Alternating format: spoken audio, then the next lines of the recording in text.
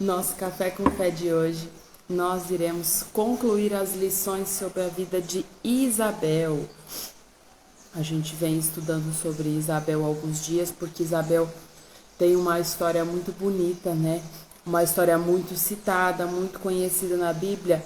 Isabel recebeu da parte do Senhor, através do seu marido Zacarias, uma promessa que mesmo já em idade avançada, ela seria a mãe, e assim Deus o fez na vida de Isabel e do seu esposo. Eles se tornaram pais, e mais do que pais, eles se tornaram os pais de João Batista, que foi um profeta muito conhecido e muito amado por Jesus na Bíblia. Inclusive foi o filho de Isabel quem depois adulto batizou o Senhor Jesus. E aí ontem nós vimos que Isabel acolheu Maria, quando Maria também recebeu do Senhor a promessa de que daria à luz a Jesus, né, o Messias, mesmo Maria sendo virgem e ainda não tendo se casado, né, com o seu noivo José. Isabel fez esse papel de acolhedora, né? E aí hoje nós encerramos os estudos sobre a vida dessa mulher chamada Isabel. Bom dia, bom dia, bom dia. Seja muito bem-vinda. Louva a Deus pela sua vida. Graça e paz. Que abençoado seja, né, o nosso dia, a nossa quinta-feira, para a honra e glória do Senhor. Hoje, dia 16 de fevereiro de 2023. Um cafezinho quentinho. E a palavra do Senhor para a gente começar bem o dia. Eu acredito que o Café com Fé seja a misturinha perfeita aí para que a gente comece bem o dia, para que a gente se coloque na presença do Senhor logo pela manhã, aqueça o nosso coração em todos os sentidos, né? A Bíblia nos conta lá no livro de Lucas, capítulo 1, de 57 a 54, se você estiver com a sua Bíblia, sobre o nascimento do filho de Isabel. Isabel cumpriu o tempo de dar à luz e teve o seu filho. Ouviram os seus vizinhos e parentes que o Senhor usara de grande misericórdia para com ela e participaram da felicidade. Sucedeu-se que no 8º dia foram circuncidar o menino e queriam dar o nome do seu pai Zacarias. De modo nenhum, respondeu sua mãe. Pelo contrário, ele será chamado de João. Disseram, mas não há nenhum parente que venha com este nome. E perguntaram, por quê? Ao pai do menino que o nome queria que lhe dessem. Então, pedindo-lhe uma tabuinha, escreveu, porque Zacarias estava mudo. Desde que ele recebeu, né, da parte do Senhor a promessa de que sua esposa daria à luz, ele se emudeceu e ele não falava mais. E aí ele escreveu na tábua, né, João, e todos se admiraram. Imediatamente a boca se abriu e desimpediu a língua e falava louvando a Deus, porque era o momento em que a promessa havia se cumprido, né? Em certo momento ele chegou a duvidar disso, então ele perdeu a voz, né? E a voz só voltou depois que Deus cumpriu a promessa, né? E aí uma coisa interessante que vem nesse texto, que nós vimos que lá no primeiro dia do estudo de Isabel, que ela sofria preconceito na época por não ter filhos, porque ela já estava em idade avançada e principalmente porque o seu marido era sacerdote no templo. Zacarias era um sacerdote. E, teoricamente, precisava ter descendência para que a sua descendência continuasse o seu trabalho no templo. Como eles não tinham filhos, eu acredito que dessa época já vem isso, da culpa recair sobre nós mulheres, né? Porque em nenhum momento a própria Bíblia não cita, por exemplo, Zacarias sendo rechaçado, as pessoas questionando ou tirando sarro de Zacarias. Mas a gente vê que Isabel sofria muito com as más línguas das pessoas por conta dela não ter filho já estando em idade avançada. As pessoas diziam que ela não seria capaz de gerar. Tanto que Quando ela engravidou, quando o Senhor Deus lhe permitiu a bênção, ela já estava idosa e ela se recolheu e preferiu ficar dentro de casa. Ela não saiu pelos 4 cantos do mundo contando para todo mundo que ela estava grávida, que ela tinha recebido uma bênção da parte do Senhor, né? Inclusive ontem nós tivemos alguns, né, positivos, foi mais de um. E sobre isso eu conversava com uma das meninas, né, uma de vocês. Não conte nada para ninguém ainda. Viva o seu positivo. Você esperou tanto para ver esse positivo aí. Tempo ao tempo, né, um dia de cada vez. Curta o seu momento de descoberta, né? Você acabou de ter a certeza que existe um bebê crescendo em seu ventre. Isabel fez isso e nos mostra.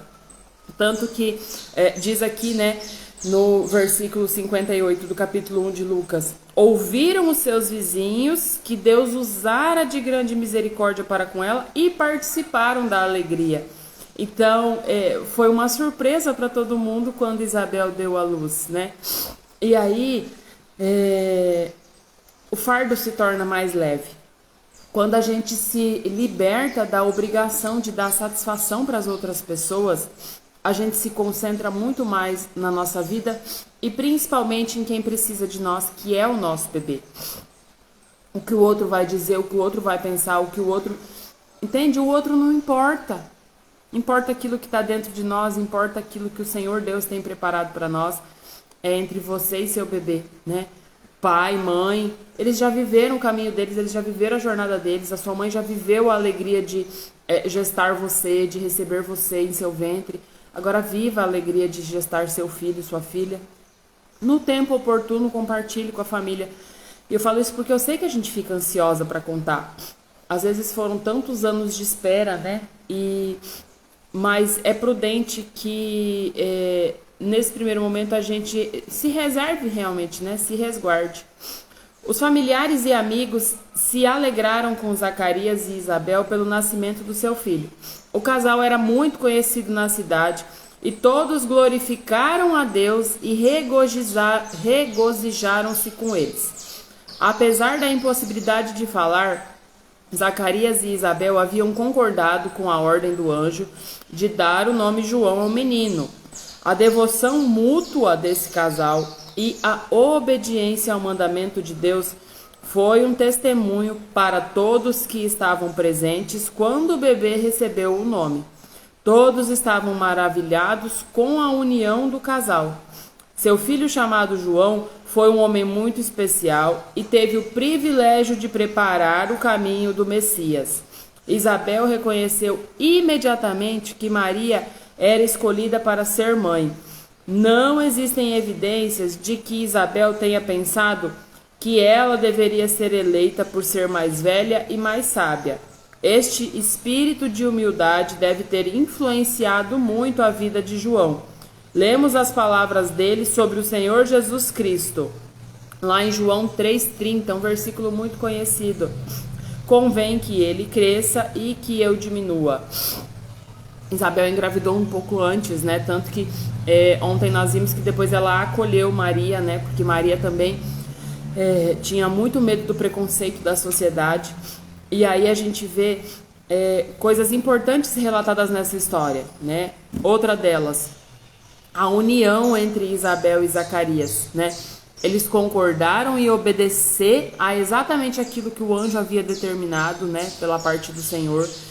E eles estavam unidos nisso. Eles não discordaram, eles não duvidaram. E é muito importante que a gente esteja unida, né? Com o nosso companheiro.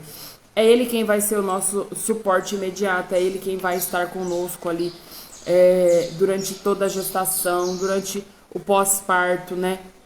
Do crescimento dos seus bebês. E é por isso que eu digo, não são os outros lá fora, né?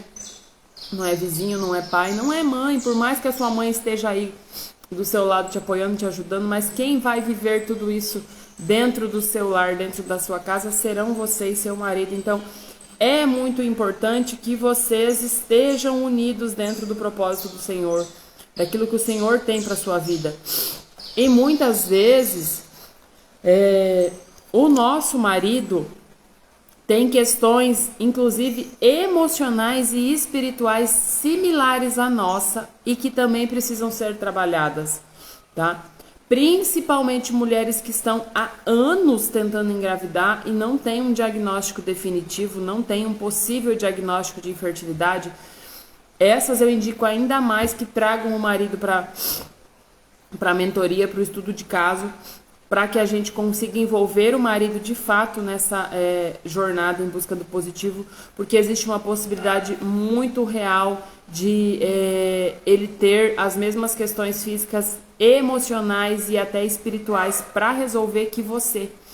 Quanto mais unido vocês estiverem, mais fácil é a gente identificar isso, porque se ele concorda, se ele participa, se ele está de acordo, né, se ele tem facilidade em se abrir, em falar, é muito mais fácil da gente identificar, né?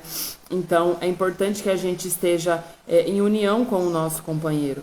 E o próprio ato sexual em si é uma troca, né, de energia, de amor, de emoções, de tudo, né? É o ato, assim, que a gente mais está trocando, né, ali com outra pessoa, em todos os sentidos, literalmente. Aí diz assim que Isabel era muito humilde, porque ela era mais velha do que Maria, deu à luz primeiro e já era casada com um sacerdote. Então Isabel poderia muito bem ter dito para Deus que o filho dela, João, é quem deveria ser o Messias. Porque o filho da sua prima mais jovem, que ainda nem casada era, né? E ainda era virgem, ia ser o Messias. Porque Isabel, além de ser humilde e saber se colocar no seu lugar, no lugar que Deus havia preparado para ela, ela também tinha a sua missão importante. Porque João Batista foi responsável por abrir o caminho para que o Senhor Deus pudesse passar, trabalhar, né? Realizar as suas obras. Então, quando eu digo para você que o fato da fulana engravidar e você não muda a sua jornada e a sua história, não tira a sua vez, não rouba aquilo que é teu, é exatamente isso aqui. E Isabel e Maria estavam vivendo a bênção do Senhor, cada uma dentro do seu tempo, cada uma dentro daquilo que Deus tinha preparado para cada uma delas. Muito provavelmente Deus viu em Isabel características que eram importantes e fundamentais para que ela fosse mãe de João, dentro do propósito e da missão de João, para que Isabel conduzisse e instruísse o seu filho dentro do propósito de Deus, dentro da promessa de Deus. Da mesma forma que provavelmente Deus viu em Maria características, caráter, coisas importantes que definiam que Maria era uma possível boa mãe para o Messias, para Jesus, para educá-lo, para instruí-lo, né? Para que ele vivesse o propósito dele aqui na Terra. E é isso que eu digo a vocês. Ser mãe vai muito além da gente conseguir o positivo. Inclusive ontem, uma mamãezinha que me acompanha já desde que os gêmeos nasceram, eu lembro dela comigo, ela chegou aqui faz muito tempo já e ficou, e eu tenho um carinho muito especial por ela. Ontem ela foi para casa com a sua bebezinha nos braços e ela disse exatamente isso. A jornada para engravidar, a jornada de FIV, seja lá qual foi a forma com que você engravidou, ela se encerra a partir do momento em que você chega em casa saudável com o seu bebê nos braços. Porque aí se inicia uma nova etapa, uma nova fase, né, entre você e seu bebê. Então, é muito importante que a gente olhe para a nossa jornada, para a nossa história, para compreender, né, aquilo que o Senhor Deus tem para fazer nas nossas vidas, para nos preparar, para que a gente se torne mães abençoadas, assim como foram Isabel e Maria, de grandes homens aí, de grandes nomes na Bíblia, né, grandes profetas. E existe uma missão muito bonita para cada uma de nós, e eu acredito que o Senhor Deus já tem a história, né, dos nossos filhos escritas, e Ele sabe o quanto nós precisamos, o que nós precisamos trabalhar em nós para que justamente a gente possa se tornar mães que conduzam os nossos filhos dentro do propósito do Senhor, né? E aí diz assim, né, um resumo final. Somos mulheres às quais outras podem aproximar-se em busca de conforto, maior segurança e comunhão espiritual, assim como Maria foi capaz ao encontrar em Isabel. Se a gente tem amor, né, para com as outras mulheres, e eu falo muito sobre isso, a gente precisa trabalhar o olhar sobre a questão. Eu sei que não é de forma maldosa, mas a inveja que muitas vezes surge no nosso coração e faz mal quando você vê outra mulher grávida e aquele sentimento aperta o seu coração. A gente precisa aprender a acolher isso e seguir compreendendo que a nossa jornada é individual e única. Cada uma está vivendo aquilo que o Senhor Deus determinou para a vida de cada uma de nós. Cada uma tem um plano, né, na presença do Senhor. E cada uma está vivendo dentro da vontade do Senhor. Estamos prontas a ajudar umas às outras. Estamos fazendo fielmente o que Deus quer e espera de nós. Queixamo-nos, reclamamos das circunstâncias das nossas vidas. Estamos dispostas a crer em Deus quando Ele responde às nossas orações. E eu falo muito aqui, muitas vezes a gente sabe o que deve fazer. Aí no fundinho do seu coração você já tem a resposta para as suas perguntas, para os seus questionamentos, mas às vezes você insiste em não fazer, porque você acha que talvez vai ser mais difícil, porque vai demorar, porque não é isso que você quer fazer. Mas aí dentro de você aquela voz está te conduzindo e te orientando para que você faça. E eu digo que essa voz interior é o próprio Deus falando conosco. E às vezes por teimosia, por rebeldia, por não compreender até, a gente acaba não fazendo aquilo para o qual Deus nos chama e perde o tempo da benção, né? Às vezes precisa recomeçar de novo porque a benção veio e passou e a gente não fez o que deveria e aí não recebeu aquilo que pedia, né, ao Deus. Entreguemos nossas vidas ao controle de Deus. Em seguida, com a ajuda dele, façamos o propósito de andar com obediência aos seus mandamentos, né? Eu ouço muito de vocês assim, eu oro e nada acontece. Eu oro e não vejo Deus agindo, não vejo Deus fazendo. Parece que Deus me esqueceu, né? E aí, o que eu digo não é no seu tempo, não é no meu tempo, né? Na história de Isabel, a gente viu isso. Ela já estava em idade avançada. Ela já não queria mais sair de casa, porque as pessoas a perturbavam e incomodavam com esse assunto. Ela se recolheu. E Deus deu a ela, né, mais do que um filho, deu a ela uma missão, né, de criar este menino em sabedoria e em graça. E que linda foi a história de Isabel. Além disso, ela ainda pôde acolher, né, outra mulher da sua família que também vivia o milagre do Senhor. Então a gente, mais do que orar, também precisa estar disposta a ouvir aquilo que o Senhor Deus espera e pede para nós, né? Porque quando a gente está unida no Senhor, está aqui todos os dias fazendo esse trabalho, vocês interagindo, trazendo dúvidas, perguntando, orando aí na sua casa, né? Fazendo o seu tempo de comunhão e bênção com o Senhor, eu tenho certeza que as respostas virão. E a gente precisa se dispor a fazer aquilo para o qual o Senhor Deus está nos chamando, né? O positivo vai chegar, a sua bênção vai chegar, o seu filho vai chegar, mas existe um propósito da parte do Senhor para a sua vida e para a vida do seu bebê. E quando você compreender qual é o chamado de Deus para a vida de vocês, eu tenho certeza que a bênção virá, né? As portas do céu se abrirão e o seu bebê virá, os seus bebês virão, né? Quem sonha em ter gêmeos, assim como eu sonhava, que seja abençoada, né, em dose dupla. E que o Senhor Deus possa se fazer presente no seu lar, na sua vida, né? Trazendo essa compreensão necessária para a gente viver o plano perfeito de Deus para as nossas vidas. Amém? Senhor, meu Deus e meu Pai, chego em Tua presença para Te louvar e Te agradecer, Te bendizer, Senhor Deus. Te pedir que nos perdoe por todos os pecados, pelas vezes em que temos pressa, Senhor, questionamos o Teu agir. que possamos compreender, Senhor, qual é o nosso papel dentro do seu plano para as nossas vidas, que cada uma, Senhor Deus, encontre o seu caminho dentro dessa jornada, que possa, Senhor, ser abençoada, ser, Senhor Deus, liberta de todos os sentimentos ruins e negativos que possam estar roubando, Senhor Deus, a bênção. Eu te peço que nos abençoe, que nos guarde, nos proteja e nos livre de todo mal, Senhor Deus, em nome de Jesus. Amém. Que o Senhor Deus nos abençoe, nos guarde, que tenhamos um dia abençoado na presença do Senhor. Qualquer coisa me chame, se tiverem dúvidas, né? Gratidão, um beijo no coração e Deus abençoe.